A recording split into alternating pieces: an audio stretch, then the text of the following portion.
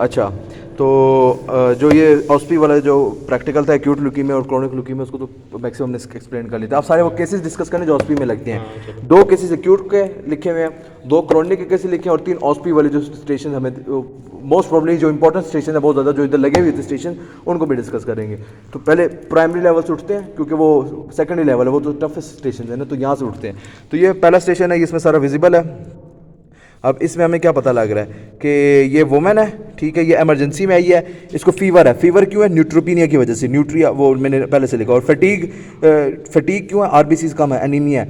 Shortness of breath है क्योंकि anaemic है, ये भी पकड़ लिया। आगे गए erythematous rash on her chest and back with ecchymosis on extremities. Ecchymosis कहते हैं ब्रूजेस, रैश ब्रूजेस क्यों है? क्योंकि उसको थ्रोम्बोसाइटोपिनिया है, सारे सेल्स कम होते जा रहे हैं, ये भी पकड़ लिया। टीएलसी काउंट हाई है, 174 यानी 1,74,000। अच्छा टीएलसी, हाँ टीएलसी 1,74,000 है। वैसे टोटल कितना होता है? ये हाई है ना, 7 to 11,000। 4 to 11,000। तो इसका कितना 1,74,000? नहीं 1,74,000 10 to raise power 3 है। हाँ बहुत ज़्यादा है। हेमोग्लोबिन जो है इसका थोड़ा कम है, 7.3 क्योंकि एनीमिक है। प्लेटलेट्स काउंट जो है हाँ ज़्यादा कम है। प्लेटलेट काउंट जो है ये इसका 24 लाख है, नहीं 24,000 है। और डीएलसी इसका 40% ब्लास्ट सेल्स है। ब्लास्ट सेल्स कितने? अच्छा वो बाद में देखते हैं। ये हाँ वो भी करते हैं। और hypercellular 65 bone marrow aspiration is hypercellular with 65% blast cells. DLC different leucocytes count में 40% ब्लास्ट सेल्स हैं और बोन मैरो में 65% ब्लास्ट सेल्स हैं, ठीक है। अब इस केस को हम बताते हैं कि ये AML है, ये क्या है, और ये इसमें OSP भी ये लगी हुई है। ये पिक्चर है, यही सारे केसेस हम देखेंगे। CLL AML ALL CML AML and CML, तो यही 4 हमने केसेस यहाँ देख रहे हैं। अब हमने बताना है कि ये AML कैसे है। अब the toughest part is coming. AML कैसे? हमने ये AML में क्या पढ़ा था? AML अडल्ट को होता है, ALL चाइल्ड को होता है। तो ये क्या है? अडल्ट है। अच्छा इसको थोड़ा डिकोड करना है ना अभी। तो हमें किस तरह पता लग रहा है ये AML है? ओके बिकॉज ब्लास्ट सेल्स की क्या मॉडल बताई थी? 20% से ज़्यादा ब्लास्ट सेल्स होंगे तो ALL होगा। और AL मतलब एक्यूट होंगे, एक्यूट क्रोनिक नहीं, एक्यूट है। क्यों? क्योंकि ब्लास्ट सेल्स ज़्यादा है। ब्लास्ट सेल्स ज़्यादा है तो वो तो AML में भी हो सकता है। फॉर एग्जांपल ये चीज़ दोनों में कॉमन है। 20% ज़्यादा ब्लास्ट सेल्स, क्रोनिक नहीं है। हाँ क्रोनिक तो है। क्रोनिक को तो हमने किक आउट कर दी। किस वजह से किक आउट की है? वही ब्लास्ट सेल्स की वजह से। और ब्लास्ट सेल्स क्रोनिक में कितने होते हैं? CML और CLL में नॉर्मल अमाउंट नॉर्मल मतलब लेस देन 20%।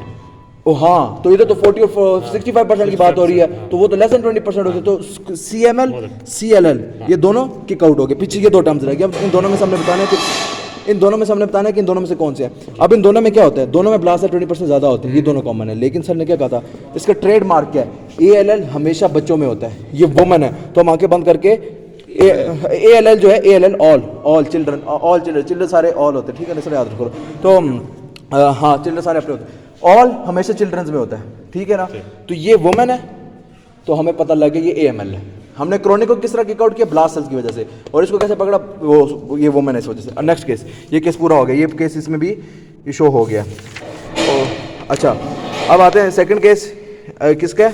एक्यूट ल्यूकीमिया का। इसमें 4 ईयर का स्टूडेंट है और उसके वो एपिस्टेक्सिस है एग्जामिनेशन में in large cervical lymph node splenomegaly.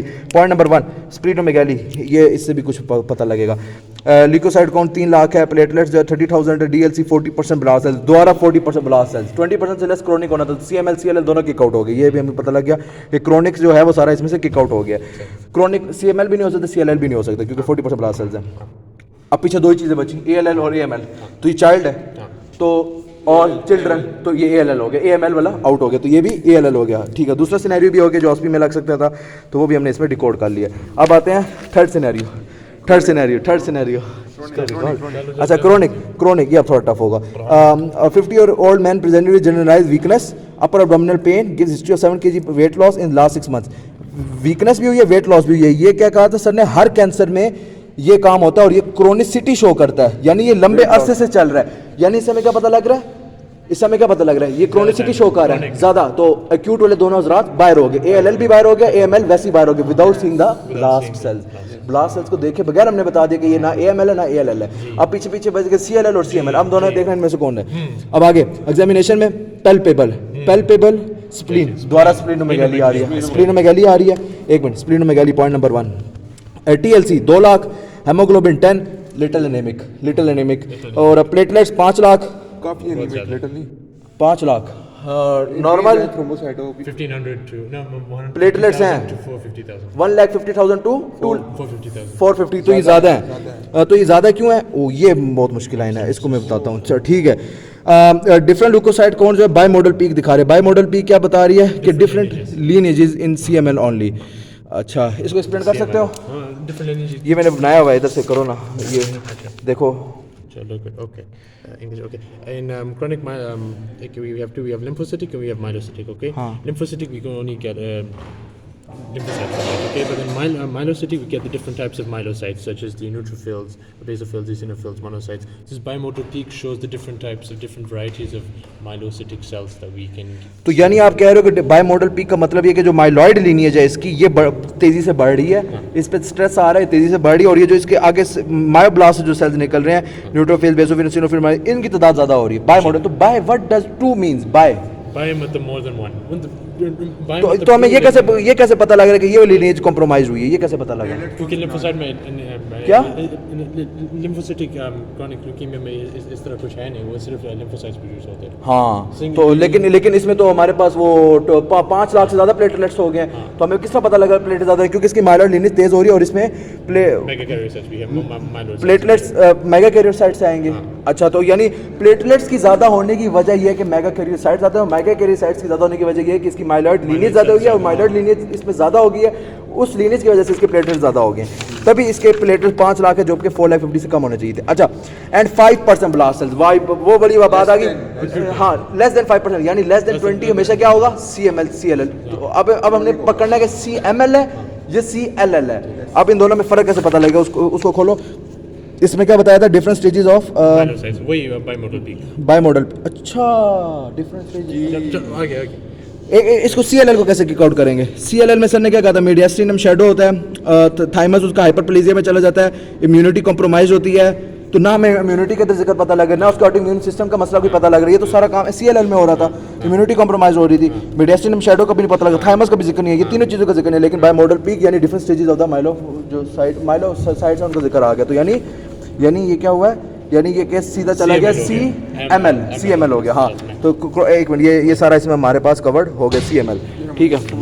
अभी नहीं आएगी, आपने पार्ट 1 की वीडियो देखनी पड़ेगी, अभी बस अब्जॉर्ब के बाकी 2 आ गई हैं। इसका ये बता रहा है ना कि बाइमोडल पीक से हमें ये पता लगा कि इसके अंदर डिफरेंट लीनिएज ऑफ सेल्स बढ़ रहे हैं। डिफरेंट लीनिएज ऑफ सेल्स यानी ये जो हमने लीनिएज बनाई हुई थी बोर्ड में, इसमें से ये वाली लीनिएज जो है ये तेज हो गई है, माइलॉइड लीनिएज, लिम्फोसाइट। हाँ, तभी तो इसके प्लेटलेट्स 5 लाख हो गए हैं ना, समझ गए? अच्छा, फोर्थ केस में क्या है? मैन है, उसको फैटीग है, लो ग्रेड फीवर है 8 मंथ से, स्प्लीन द्वारा स्प्लीनोमेगाली तो सारों में हो रही, तो हम इसको किस तरह कोई पॉइंटिंग है? ये सारे में नहीं, वो सिर्फ क्रॉनिक के अंदर नहीं, पिछले में भी हुई है, बच्चे वाले केस में। ये देखो, बच्चे वाले केस में स्प्लीनोमेगाली हुई है। I guess it's not a big point of identification between the तो कुछ हिमालय। चलो वो बाद में देख लेंगे। नहीं, स्प्लीनोमेगाली इसमें ultrasound intra abdominal pelvic abdominal x ray mediastinum shadow biggest ID point of the CLL। Auto और आगे ऑटो इम्यूनिटी कहाँ से पता लगा? नहीं, ऑटो इम्यूनिटी का कहाँ से पता लगा इस केस में कि इसकी ऑटो इम्यूनिटी में मसला आ रहा है? यार आपने इस तरीके, हाँ, ये लिम्फोडेनोपैथी। लिम्फोडेनोपैथी का क्या मतलब था? Enlarge lymph nodes. तो वो तो इसमें नहीं थे, enlarge lymph node, palpable spleen नहीं थे। पक्की बात है, enlarge lymph node will always point towards auto immunity. तो स्मच सेल्स, इंक्रीज लिम्फोसाइट्स और मीडियास्टिनम शैडो, ये 3 आईडी पॉइंट्स है किसके? CLL के, जो हमने पढ़ा था। तो इससे हमें पता लगा CLL केस है। अब आते हैं ऑस्पी स्टेशंस पे। अपने फ़ोन से खोलो, आप अपने फ़ोन से खोलो। तो अब हम 4 केसेस बुक के डिस्कस कर लिया। अब ऑस्पी में जो स्टेशन लग रहे थे इंपॉर्टेंट, वो हम देखेंगे कि उसमें से कैसे हमें पता लगेगा कि कौन कौन से सिनेरियो। 1 मिनट, इसको पहले क्लियर मैं इसमें ले आऊँ। ये 1 मिनट,